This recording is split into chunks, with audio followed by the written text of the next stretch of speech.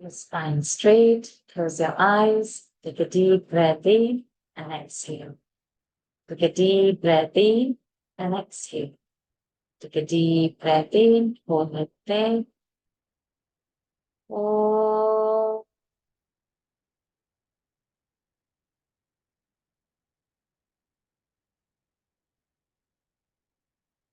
oh,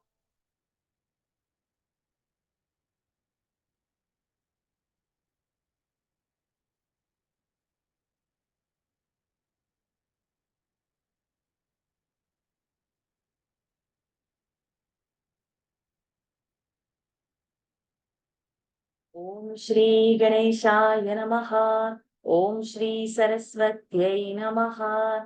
Om Shri Gurubhyo Namaha. Samasta Jana Kalyane Niratam Karunamayam Namami Chinmayam Devam Sadgurum Brahmavidvaram Sadgurum Brahmavidvaram Yoantah Pravishya Mama Vachamimam Prasuptam Sanjeevayatyakhilashaktiधरस्वधाम्ना अन्यांश हस्तचरणश्रवणत्वगादीन् प्राणान्नमो भगवते पुरुषाय तुभ्यम् प्राणान्नमो भगवते पुरुषाय तुभ्यम् ॐ शुक्लाम्बरधरं विष्णुं शशिवर्णं चतुर्भुजं प्रसन्नवदनं ध्यायेत् सर्वविघ्नोपशान्तये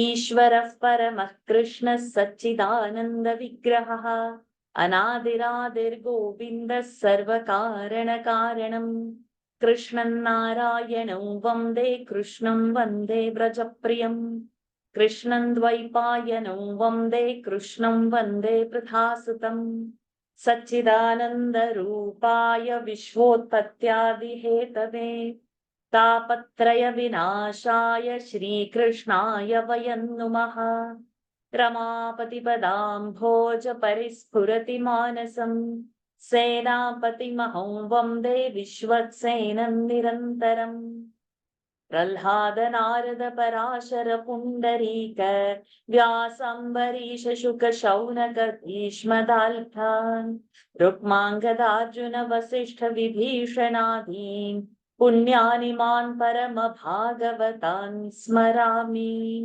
ॐ नमो भगवते वासुदेवाय जन्माद्यस्य यतोऽन्वयादितरतः चार्थेष्वभिज्ञस्वराट् तेने ब्रह्महृदाय आदिकवये मुह्यन्ति यत्सूरयः तेजो वारिमृदा यथा विनिमयः यत्र त्रिसर्गो मृषा धाम्ना स्वेन सदा निरस्तकुहकम् सत्यं परं धीमहि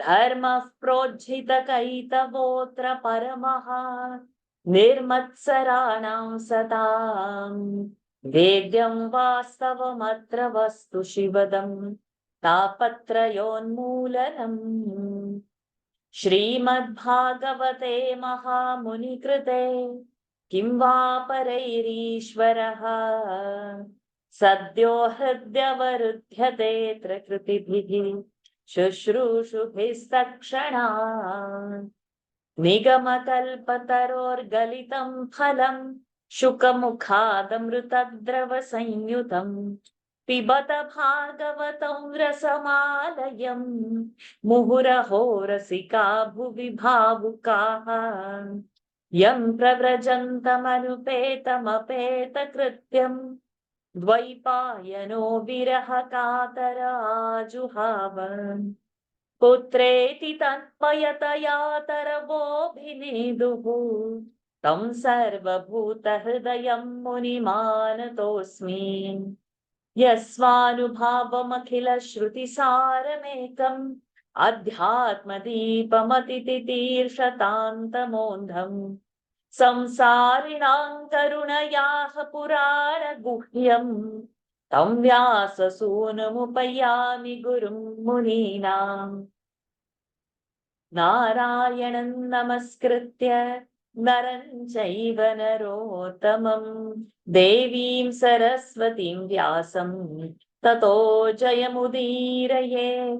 कृष्णाय वासुदेवाय देवकी नन्दनाय च नन्दगोपकुमाराय गोविन्दाय नमो नमः।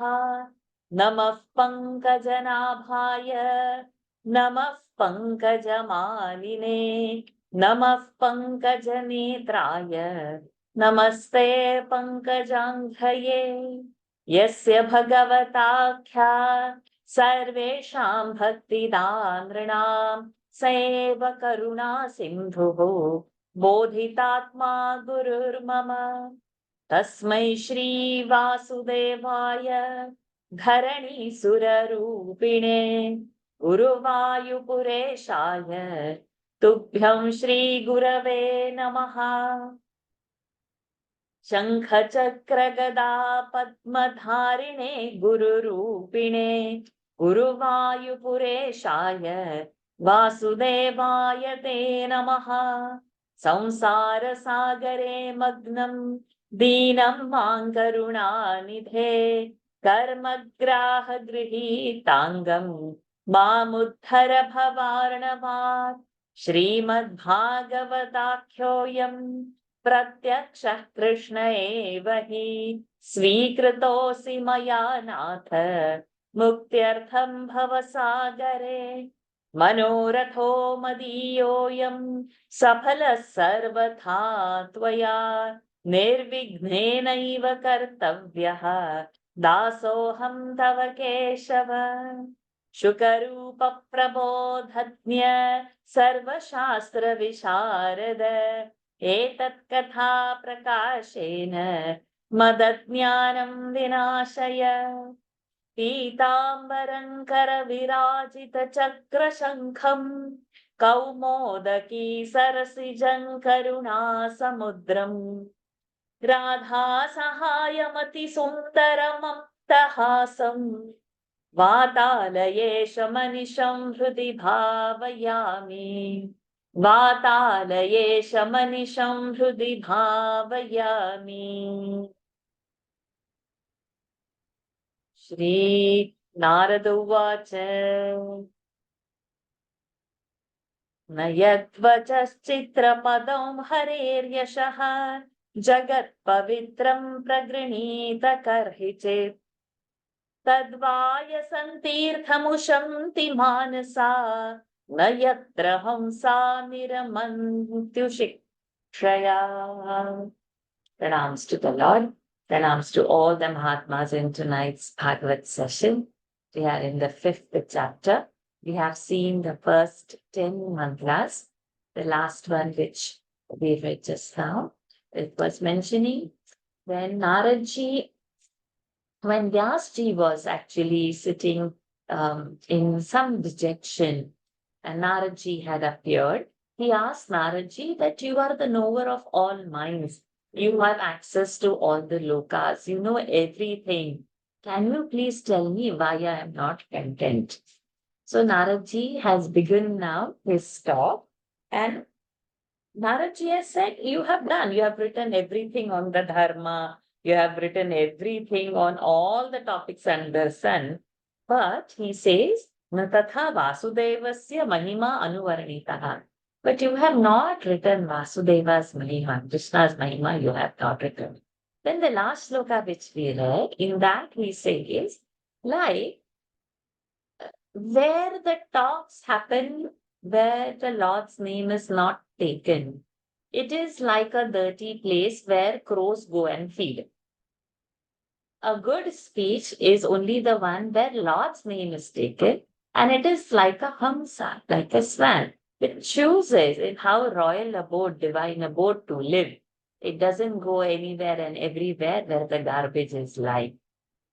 So this is where Naraji is now begin to explain, and he's going to give the whole paragraph is on that description, like how Lord's name is the greatest one, and how we have to be like a swan and not like a crow was the last thing. So now you are going to begin from the mantra 11.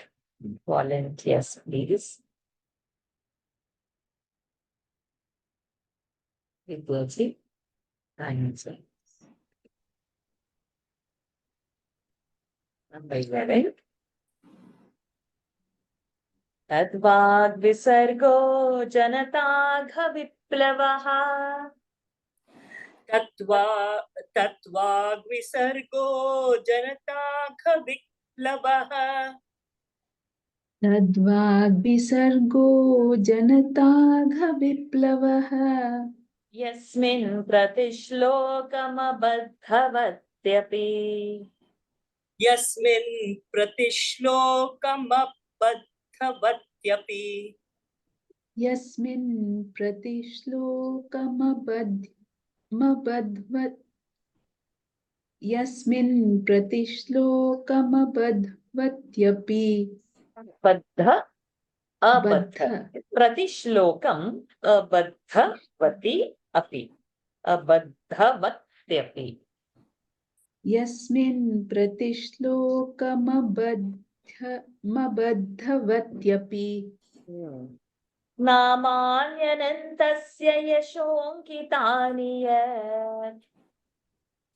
नामान्यनन्तस्य यशोऽङ्कितानि यत् नामान्यनन्तस्य यशोऽङ्कितानि यत् शृण्वन्ति गायन्ति गृह्णन्ति साधवः. शृण्वन्ति गायन्ति गृह्णन्ति साधवः शृण्वन्ति गायन्ति गृह्णन्ति साधवः तद्वाग्विसर्गो जनताघविप्लवः यस्मिन् प्रतिश्लोकमबद्धवत्यपि. तद्वाग्विसर्गो जनताघविप्लवः यस्मिन् प्रतिश्लोकमबद्धवत्यपि तद्वाग्विसर्गो जनताघविप्लवः यस्मिन् प्रतिश्लोकमबद्धवत्यपि नामान्यनन्तस्य यशोऽङ्कितानि यच्छृण्वन् नामान्यनन्तस्य यशोऽङ्कितानि यत् शृण्वन्ति गायन्ति गृह्णन्ति साधवः.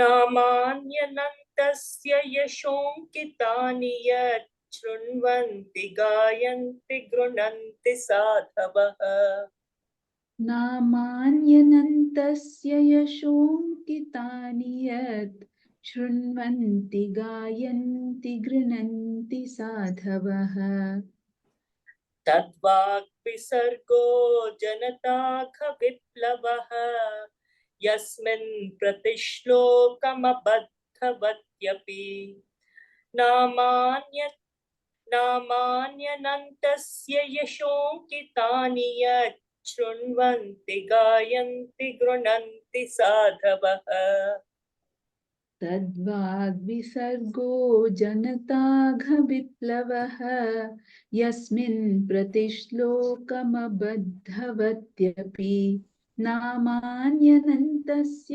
यशोऽङ्कितानि यत् शृण्वन्ति गायन्ति गृह्णन्ति साधवः So now Naraji says here, tad, that. Vag means vag, speech, words. Visargaha, visargaha means creation. Janata means people. Agha means sin. Viplavaha means something that revolutionizes. Okay.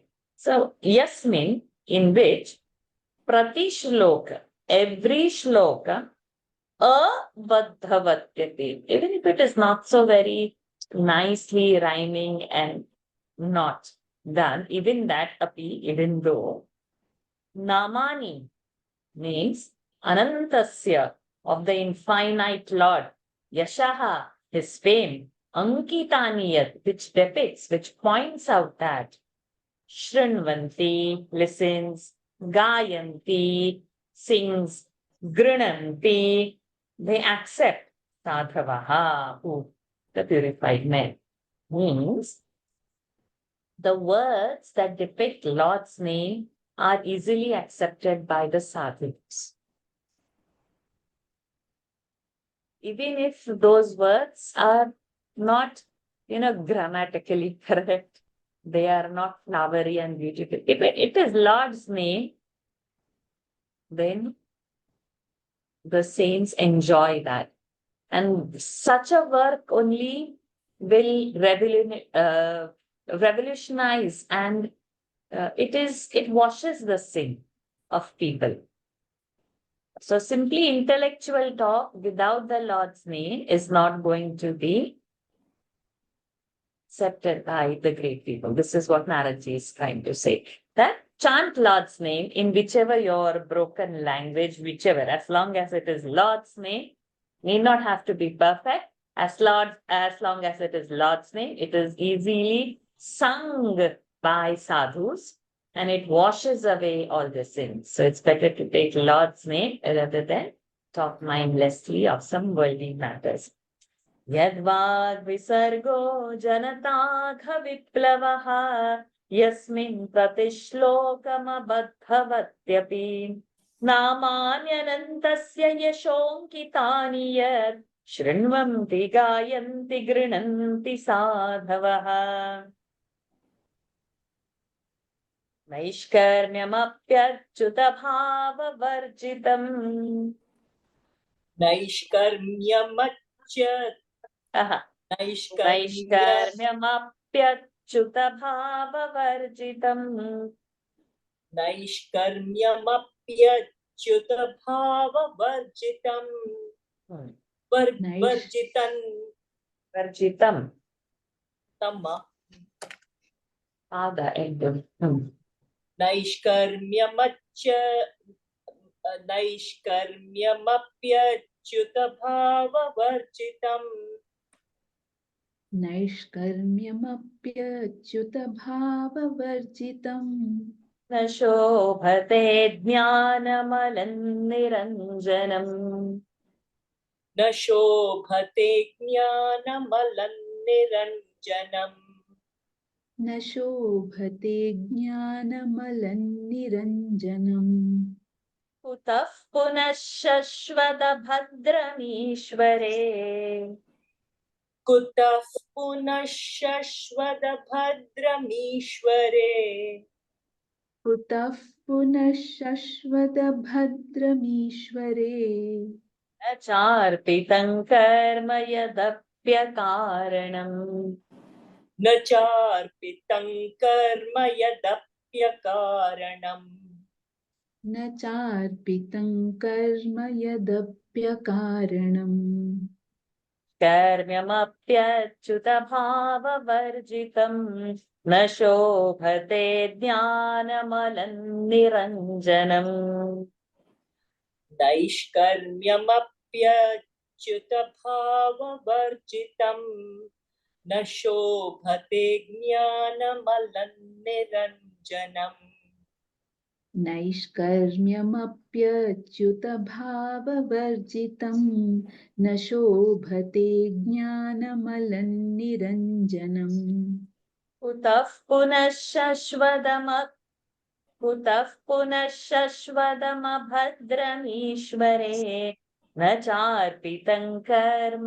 यदप्यकारणम् कुतः पुनः शश्वतभद्रमीश्वरे न चार्पितं कर्म यदप्यकारणम् कुतः पुनः शश्वतभद्रमीश्वरे न चार्पितं कर्म यदप्यकारणम् नैष्कर्म्यमप्यच्युतभाववर्जितम् न शोभते ज्ञानमलन्निरञ्जनम् कुतः पुनः शश्वतभद्रमीश्वरे न चार्पितं कर्म यदप्यकारणम् नैष्कर्म्यमप्यच्युतभाववर्जितं न शोभते ज्ञानमलन्निरञ्जनम् कुतः पुनः शश्वदभद्रमीश्वरे न चार्पितं कर्म यदप्यकारणम् नैष्कर्म्यम् अपि अच्युत भाववर्जितम्. Naishkarmyam, actions done without the desire of the fruit. Even if you are doing that, Naishkarmyam api, but achyuta bhava varjitam.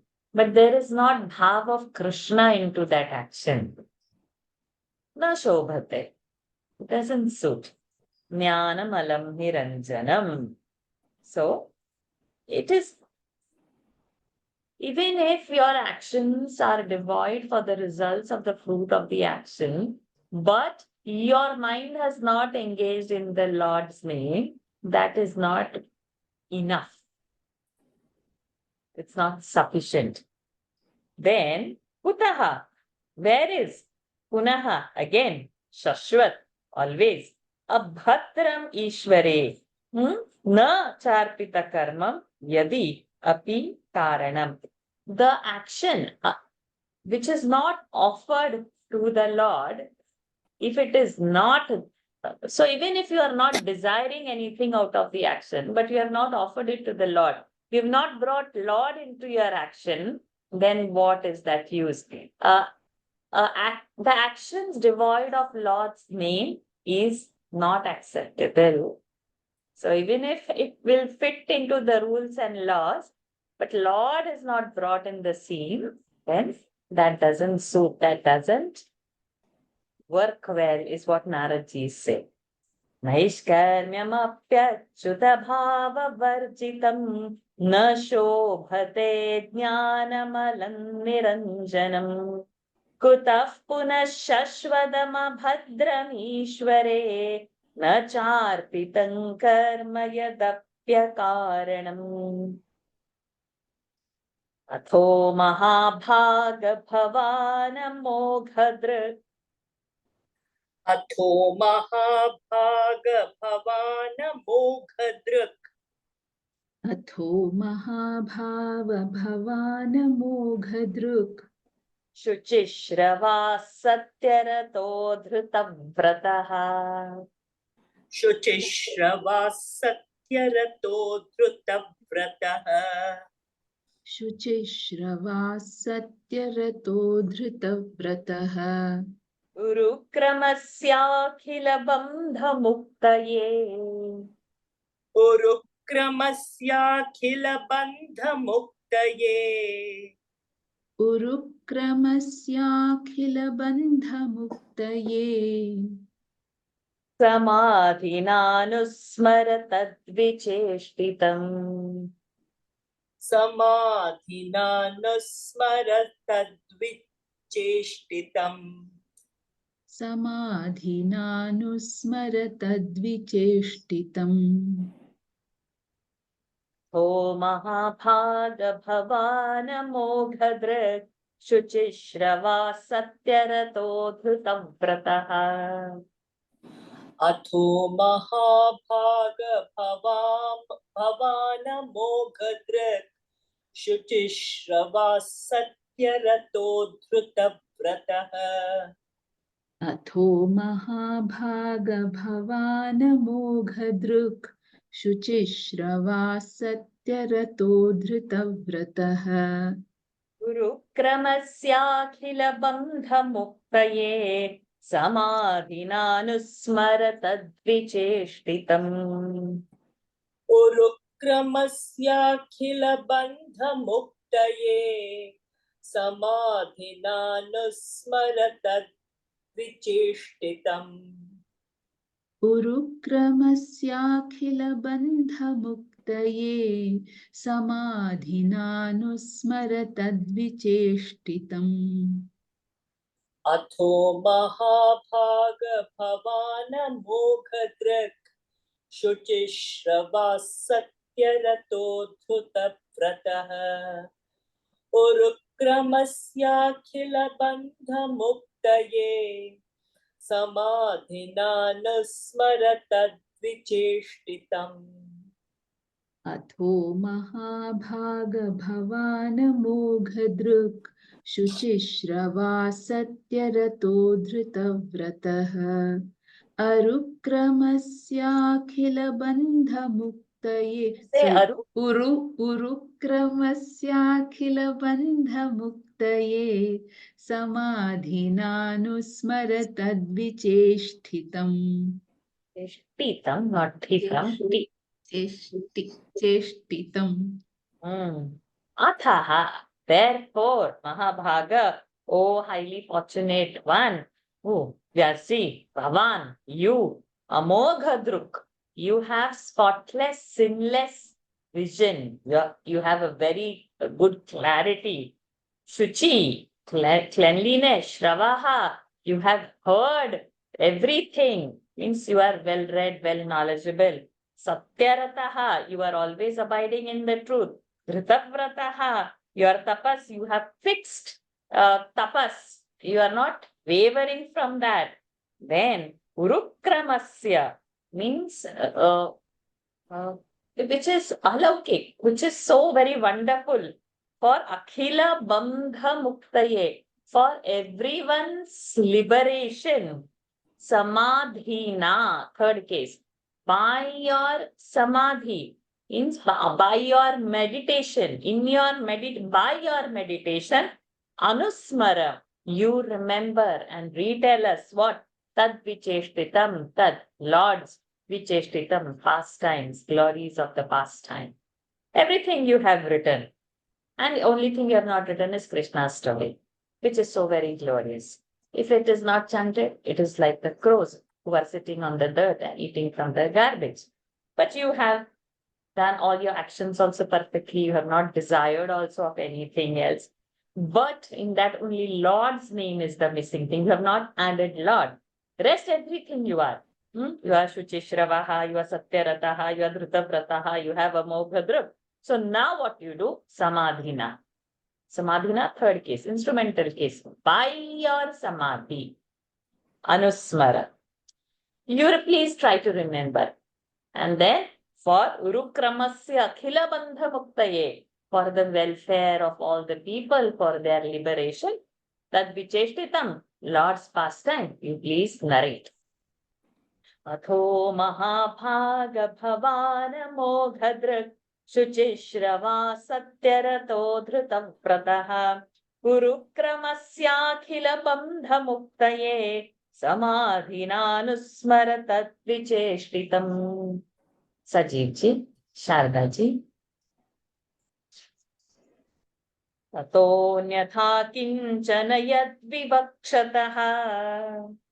ततोऽन्यथा किञ्चन यद्विवक्षतः ततोऽन्यथा किञ्चन यद्विवक्षतः पृथग्दृशस्तत्कृतरूपनामभिः पृथग्दृशस्तत्कृतरूपनामभिः पृथग्दृशस्तत्कृतरूपनामभिः न कर्हिचित् क्वापि च दुःस्थिता मतिः. न कुत्र it is kutra it is 1 minute. I'm referring 3 books and doing this, so I'll just check. Na kutrachit. Yeah, in the Gita Press kutra. So you can put it as kutra. Na kutrachit kwapi cha dusthita matihi. न कुत्रचित् क्वापि च दुःस्थिता मतिः न कुत्रचित् क्वापि च दुःस्थिता मतिः लभेत वाताहतनौरिवास्पदम्. लभेत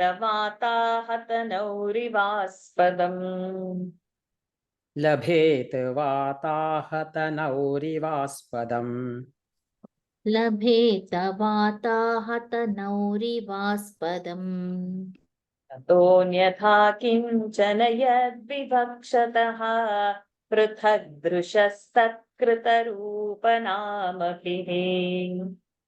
ततोऽन्यथा किञ्चन यद्विवक्षतः पृथग्दृशस्तत्कृतरूपनामभिः ततोऽन्यथा किञ्चन यद्विवक्षतः पृथग्दृशस्तत्कृतरूपनामभिः न कुत्रचित् क्वापि च दुःस्थिता मतिः लभेत वाताहतनौरिवास्पदम् न कुत्रचित् क्वापि च दुःस्थिता मतिः लभेत वाताहतनौरिवास्पदम् न कुत्रचित्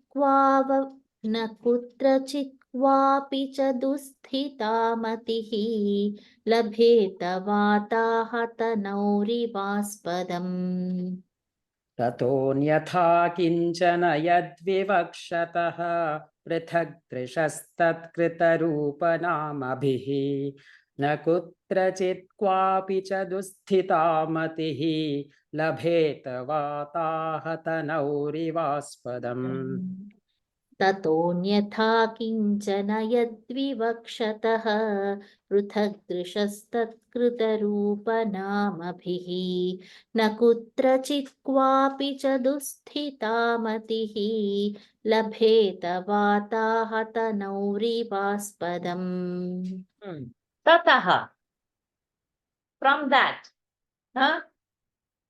अन्यथा if anything else kinchana, if anything else is yad vivakshata is described, means apart from Lord's name, if something else you are describing, then what is happening? Pruthak, plurality, different. Drushaha, you'll get a vision of seeing things differently. Prutha, Rupa, Namabhi, this, that, different names and forms you will be describing. Means instead of seeing the oneness which the Lord's name gives, you will have seen the multiplicity of the world. Then what? The next two lines gives us the metaphor. Then kutrachit, anywhere, kwapi, with anything, dusthita matihi, the mind will get wavering. Anywhere, however, it won't have a focus and a concentration. And the example they gave is labheta vatahata nau ivaspadam. No, nauka, boat. So the boat, if it is not nicely rooted, anchored, vata hata, by the wind, it will aspadam, it will go here and there. Like that, the mind, which is not rooted in the Lord, will go here and there, behind everything. Nowhere, that means it is going to reach. Where the boat will reach? Nowhere. Keep going. Mindlessly, we say, no? Like that. So mindlessly, we will be wandering in this Bhavasagara, not reaching its shore anywhere. ततोऽन्यथा किञ्चन यद्विवक्षतः पृथग्दृशस्तत्कृतरूपनामभिः न कुत्रचित् क्वापि च दुःस्थिता मतिः लभेत वाताहतनौरिवास्पदम् जुगुप्सितं धर्मकृतेऽनुशासतः जुगुप्सितं धर्मकृतेऽनुशासतः जुगुप्सितं धर्मकृतेऽनुशासतः स्वभावरक्तस्य महान् व्यतिक्रमः स्वभावरक्तस्य महान् व्यतिक्रमः स्वभावरक्तस्य महान् व्यतिक्रमः तद्वाक्यतो धर्म इतीतरस्थितः यद्वाक्यतो धर्म इतीतरस्थितः यद्वाक्यतो धर्म इतीतरस्थितः न मन्यते तस्य निवारणं जनः न मन्यते तस्य निवारणं जनः न मन्यते तस्य निवारणं जनः जुगुप्सितं धर्मकृतेऽनुशासतः स्वभावरक्तस्य महान् व्यतिक्रमः जुगुप्सितं धर्मकृतेऽनुशासतः स्वभावरक्तस्य महान् व्यतिक्रमः जुगुप्सितं धर्मकृतेऽनुशासतः स्वभावरक्तस्य महान् व्यतिक्रमः यद्वाक्यतो धर्म इतीतरस्थितः न मन्यते तस्य निवारणं जनः यद्वाक्यतो धर्म इतीतरस्थितः न मन्यते तस्य निवारणं जनः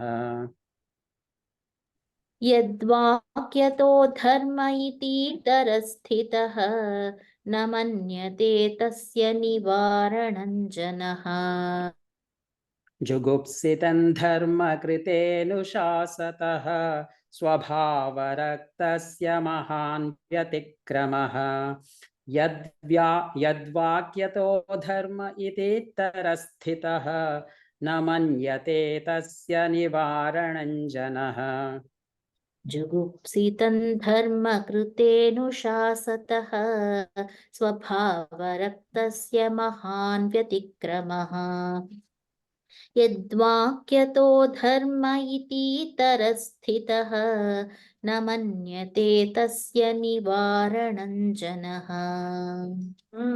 So now Naraji, very beautifully he says, you are supposed to write Bhagwan stories. Now you have not written that. You are writing so many other things. So people will think that this is only the way, this is only the correct way. And then they will be misguided because your actions are not showing them what is to be done. So, how? Jugupsitam. It is a condemned thing that you have done. Dharma krita anushasada. So, in the name of the religion, you have written so many things, that's fine, but Lord's name is not there. But in the name of the religion, you have done that things that is a condemnable action where it is not acceptable. Then, Swabhavaraktasya, normally people's inclination, Swabhavarakta, Mahan Vyatikrama, they will think that this is how the great teacher has taught. And though it is, and it is very unreasonable, but because you have said like that and you have not mentioned Lord's name, yet Vakyataha Dharma iti itaraha sthitaha, then others will remain like that without Lord's name. So na manyate tasya nivaranam jana. Then people will not think that that is right or wrong. But because it has come from you, they will follow like that to act or roam in the world without Lord's name. So you should write Lord's name. See, means we have in Gita that Shagara Yadyad Acharata Shrestha Tattadeva Sarvajana. It's something like that. What the role model, what the people whom we have put on pedestal do, their actions we justify as to be right. So we have no our own wisdom to decide what great people do. We copy that very easily. Naraji is exactly telling the same thing to Vyasji. Jugupsitan dharma kritenushasataha स्वभावरक्तस्य महान् व्यतिक्रमः यद्वाक्यतो धर्म इतीतरस्थितः न मन्यते तस्य निवारणं जनः विचक्षणो स्यार्हति वेदितुं विभोः विचक्षणो स्यार्हति वेदितुं विभः विचक्षणो स्यार्हति वेदितं विचक्षणो स्यार्हति विचक्षणो स्यार्हति वेदितं अर्हति स्यार्हति विचक्षणो स्यार्हति वेदितुं विभोः ओके विचक्षणो स्यार्हति वेदितुं विभोः अनन्तपारस्य निवृत्तितः सुखम् अनन्तपारस्य निवृत्तितः सुखम् अनन्तपारस्य निवृत्तितः सुखम् प्रवर्तमानस्य गुणैरनात्मनः प्रवर्तमानस्य गुणैरनात्मनः प्रवर्तमानस्य गुणैरनात्मनः ततो भवान् दर्शय चेष्टितं विभोः ततो भवान् दर्शय चेष्टितं विभोः ततो भवान् दर्श्य चेष्टितं विभोः चक्षणोऽस्यार्हति वेदितुं विभोः अनन्तपारस्य निवृत्तितः सुखम् विचक्षणोऽस्यार्हति वेदितुं विभोः अनन्तपारस्य निवृत्तितः सुखम् विचक्षणोऽस्यार्हति वेदितुं विभोः अनन्तपारस्य निवृत्तितः सुखम् प्रवर्तमानस्य गुणैरनात्मनः ततो भवान् दर्शय चेष्टितं विभोः प्रवर्तमानस्य गुणैरनात्मनः ततो भवान् दर्शय चेष्टितं विभोः प्रवर्तमानस्य गुणैरनात्मनः ततो भवान् दर्शय चेष्टितं विभोः विचक्षणोऽस्यार्हति वेदितुं विभोः अनन्तपारस्य निवृत्तितः सुखम् प्रवर्तमानस्य प्रवर्तमानस्य गुणैरनात्मनः ततो भवान् दर्शय चेष्टितं विभोः विचक्षणोऽस्यार्हति वेदितुं विभोः अनन्तपारस्य निवृत्तितः सुखम् प्रवर्तमानस्य गुणैरनात्मनः ततो भवान् दर्शय चेष्टितं विभोः Now Naradji says, Vichakshanaha. Vichakshana means very capable, very able, high caliber. Asya means of the Lord, of His glories in the bracket. Arhati veditum vibhoho. Vibhoho of the Lord. Arhati deserves veditum to know. So those who are good seekers, those who have really got that mumukshu, they only deserve or come to know the Lord's what? Anantata nivritta. Because they are from Sukham nivritta. They have been detached from the material happiness, these people who are such high seekers, and they only can come to know, to understand the supremacy of the Lord.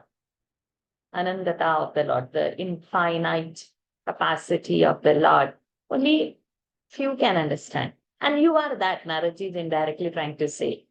So, those who are pravartamanasya, those who are pravartamanaha, engaged into gunaihi, into the gunas, means what? Into the anatma. Paramatma is nirguna. I can't understand nirguna. I can understand ice cream give me happiness, house gives me happiness, person gives me happiness, clothes, jewelry, people give me happiness. Without all this, I don't know the happiness. Pravartamanaha gunaihi. Because I need to see an object or a person and to understand. If I have got some direct perception, I understand and I can enjoy that. Because in gunaihi, I am pravartamanaha. So that means in an anatma sukha, I am pravartamana. This I don't understand. Atma sukha, I am not understanding. Nirguna. Anatma sukha, I understand very easily. But you are vichakshanaha, the first word. Therefore, tataha, bhavan, you, aap, in that sense, darshaya, show, cheshtitam vibhoho. Vibhoho of the infinite lords, cheshtitam, all his activities, all his glories, you show. People are engaged in gunas, anatma vastu. You are not. You are understanding, but you are not writing it.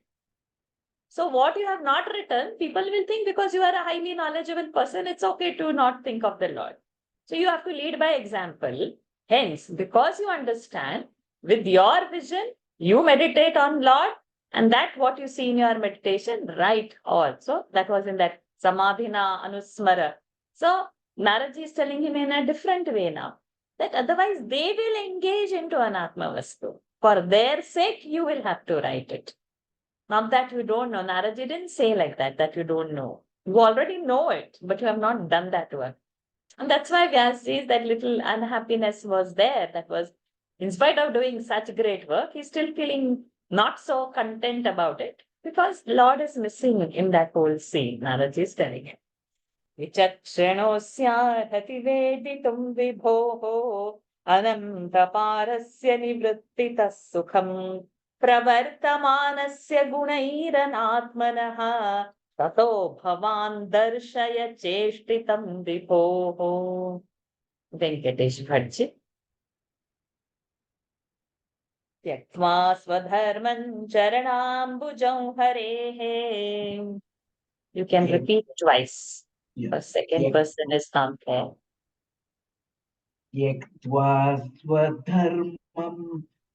त्यक्त्वा स्वधर्मं चरणाम्बुजं हरेः त्यक्त्वा स्वधर्मं चरणाम्बुजं हरेः अनुस्वारा स्वकार चरणाम्बुजौ हरेः भजन्न पक्वोऽथ पतेत् ततो यदि.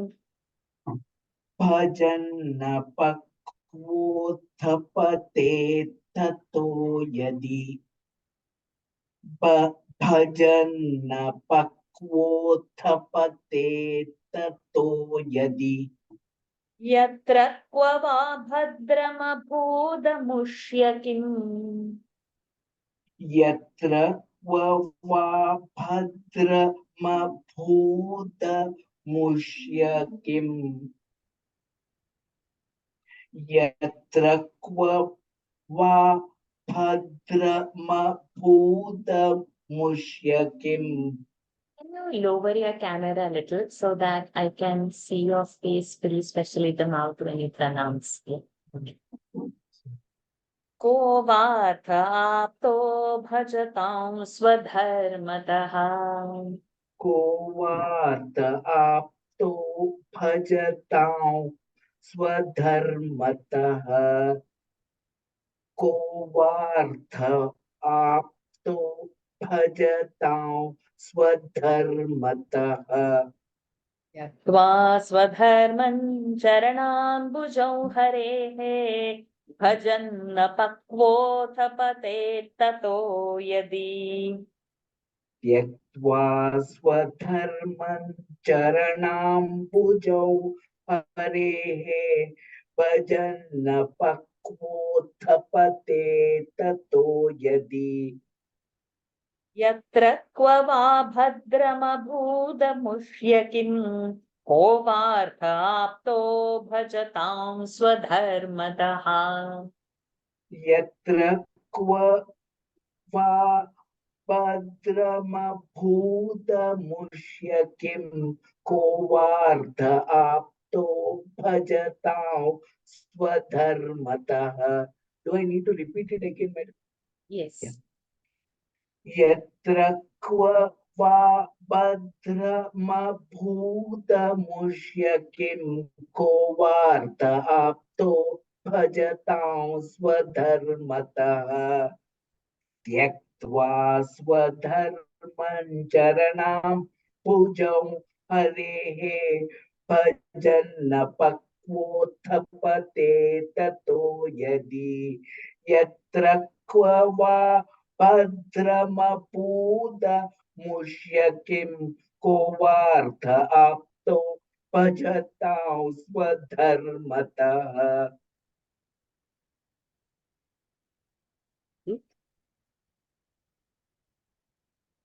त्यक्त्वा स्वधर्मं चरणाम्बुजौ हरेः भजन्न पक्वोऽथ पतेत् ततो यदि. यत्र क्व वा भद्रमभूदमुष्य किं को वार्त आप्तो भजतां स्वधर्मतः. Wow, we have seen this word, tvantavya, having tyaktva. Tyaktva means to renounce. And having renounced swadharmam, charanambujam harehe, and holding on to Lord's lotus feet, bhajan apakvaha athaha pate tato yadi. And let's say he's not done his duty, he's not doing, but he's holding on to the Lord's feet, and he's not reached anywhere. But apakvaha, immature, it means his body drops.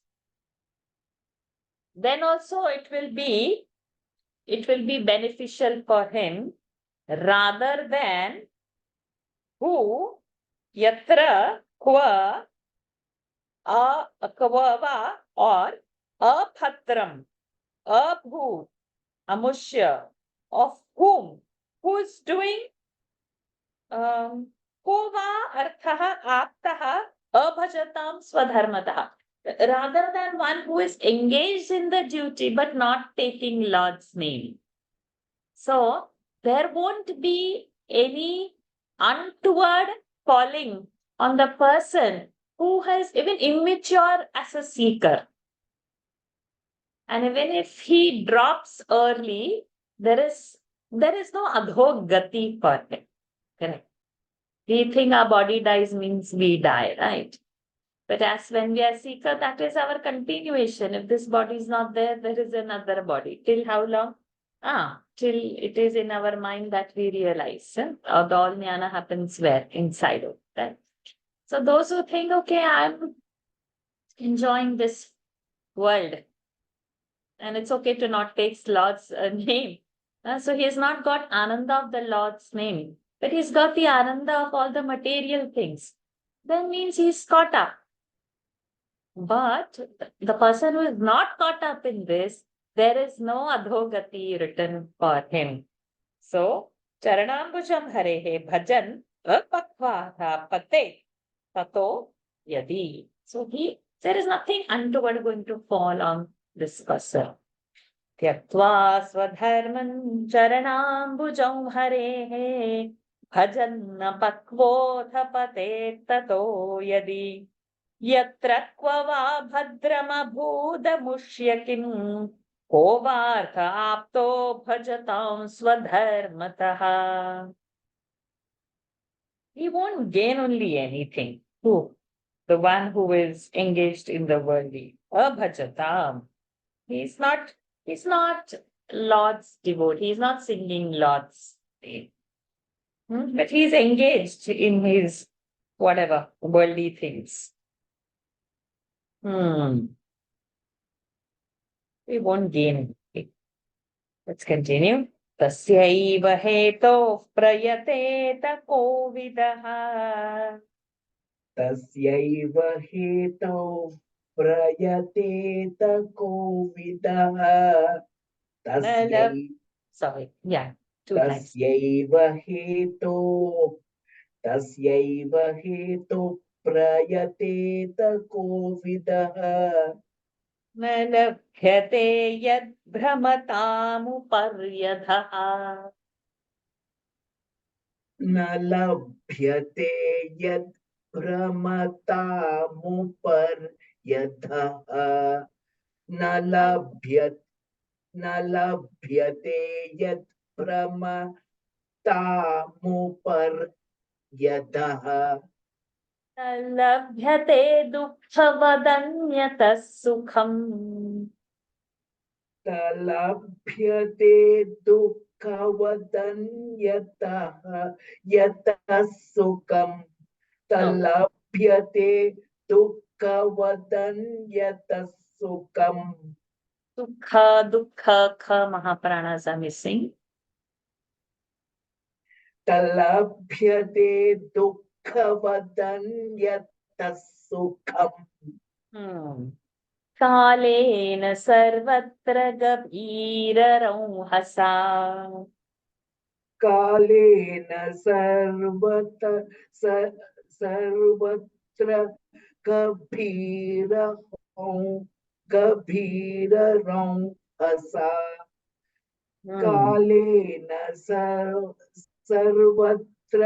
कालेन सर्वत्र गभीरं हसा तस्यैव हेतोः प्रयतेत कोविदः न लभ्यते यत्प्रमतामुपर्यधः तस्यैव हेतो प्रयतेत कोविदः न लभ्यते यत् प्रमता मुपर्यधः तस्यैव हेतो प्रयतेत कोविदः न लभ्यते यत् प्रमता मुपर्यधः लभ्यते दुःखवदन्यतः सुखं कालेन सर्वत्र गभीररंहसा लभ्यते दुःखवदन्यतः सुखं कालेन सर्वत्र गभीररंहसा लभ्यते दुःखवदन्यतः सुखं कालेन सर्वत्र गभीररंहसा तस्यैव हेतो प्रयतेत कोविदः न लभ्यते यत् प्रमतामुपर्यधः लभ्यते दुःखवदन्यतः सुखं कालेन सर्वत्र गभीररंहसा तस्यैव हेतो प्रयतेत कोविदः न लभ्यते यत् प्रमतामुपर्यधः लभ्यते दुःखवदन्यतः सुखं कालेन सर्वत्र गभीररंहसा Little tricky verse this is, very difficult to explain. I'll try if I can do better. Tasya eva hetoho prayateta. Prayateta should endeavor. Who? For that purpose. Tasya eva. For that purpose only. Which purpose? The Kovidaha. Kovidaha means the one who are intellectually sound, inclined to philosophy. So these people, na labhyate yat khamatam upari adhaha. Upari adhaha. Upari from the highest, adhaha lowest. Brahmatam wander. So for those who have their intellect sound, they should realize that this happiness you can't get from top to down just by wandering like that. Means wandering also in the world, thinking that the world is giving the pleasure. Because tallabhyate dukkhavat anyataha sukham kalena sarvatra gabhira ramhasa. Progress. Eventually, kalena, you will get it to experience. So you don't have to do anything. So there are two kinds of happiness. Happiness that is derived from the world and happiness that is derived from chanting Lord's name or latching ourselves to higher. So when we have latched to the higher, stick on to that, no need to come and fall down to experience the happiness that is derived from the worldly objects. Because eventually you will get it. It is but natural that, like we see, sadhus, sannyasis, okay, they've been invited to different countries and they also go to uplift people who are seeking knowledge. And you might see a sannyasi has been, maybe picked up from airport in maybe a two-seater, God alone knows, a Mercedes convertible. But is that sannyasi wanting that? Or We can see sannyasis staying in palatial houses when they are visiting. They are devotees in different countries. We anyways get that, but are they wanting that? Have they gone in search of that? It is automatically coming. Kalena sarvatra, all that kinds of sukha, but they don't feel that as a sukha. Without that, they were not happy, and did they go to search that? No. Without that also they are reveling. They don't have to come down. Their only object is to uplift the people from where they are stuck in. So all the other sukhams will automatically come. Like, do we go and ask for dukkha? The dukkha is automatically coming. Now, when we attach to the material sukha, the dukkha is also a part of it. It comes with a tail around with it, right? So here Naradji is saying that no need to fall from top. Stay where you are, because every other sukha will automatically you will get. The top sukha you don't drop down. Tasyaiva heto prayateta kovidaha na labhyate yadhramatamupariyathah tallabhyate dukkhavadanyata sukham kalena sarvatra gabhiraramhasa. I think we can stop over here. We've done 2 verses, yes, but it's okay. Little difficult and tough verses. Bhagavad has been like that. So we will try to see how simplify we can do to fit into our understanding. And may Lord guide us and give us power to hold him in our hand like this and study, though there would be a little struggle to bring out the actual beauty of the meaning. And he should only send some Mahatma in our lives who will open up these verses one day. This would be the only prayer, because Naradji is talking about something very sweet and something which is highest. He's talking to Vyasji, and we are trying to listen and understand what Devarshi is saying to Brahman Rishi, so Vipra Rishi. So may Lord give us that sense to grasp a little of that and give us that prasad of sweetness so that we can enjoy these verses. Sada sarvatra Govinda Nama Sankirtanam Govinda Govinda Narayana Akhila Guru Bhagavan Namaste. Any queries and doubts in today's session?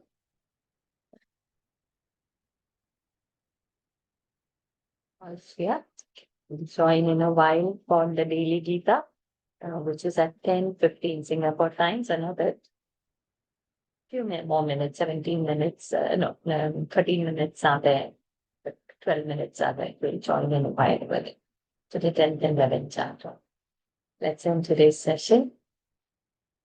Om Purnamadav Purnamidam Purnat Purnamudachyate Purnasya Purnamadaya Purnamevavashishyate Om Shanti Shanti Shanti Hari Om Shri Gurubhyo Namaha Hari Om Shri Krishnarpanamastu. Hari Om everyone. See you all next week. One small announcement there. You all must have seen the flyer for Sandhi rules. It is for the Gita class, which happens on Wednesday. So Gita class is our learn Sanskrit through Gita and Gita through Sanskrit. We've completed 3 chapters over there. We have completed the Vibhakti session. Some form of verbs we have taken. And now the progress is, before we start the 4th chapter over there, this interim period, we are doing Sandhis. So most of the times the Sandhi would be taken Gita as a reference after learning the basics. Those, I won't say those who are interested. No, I would say it's compulsory for everyone to join over there, because whether it's a Bhagavad class, a Ramayana class, whatever class, Sanskrit is something which is inevitable. And where to break, why to break, what is the meaning over there? We need to know that. So please join the Sandhi class Wednesday, 8 p.m. Singapore time, 5:30 India time. And those who are not able to join or going to be late, if you are joining late also no problem, but eventually the classes will be uploaded on YouTube anyways, but it would not be under the heading Sandhi Rule class. It will be under the heading of Learn Gita through Sanskrit and that, because it's a Gita group. So all the rest, so you will have to go into that category to search the class over YouTube if you're not joining or missing a day. And I would definitely suggest, please don't miss, because that would give the clarity where to break. This is like, when chanting, this is where we get stuck. We don't know the words and we break anyhow, which changes the whole meaning. And by knowing the Sandhi rule, we'll not get scared to break. So sometimes we would change the meaning. So we are scared to break and we try to rush holding the breath and complete that sentence somehow, which is another way of a very bad chanting. So if we know at least where to break, then we can have a breather there and continue the chanting. So knowing where to break is very crucial. So please join. It starts on 21st Feb. That's coming Wednesday.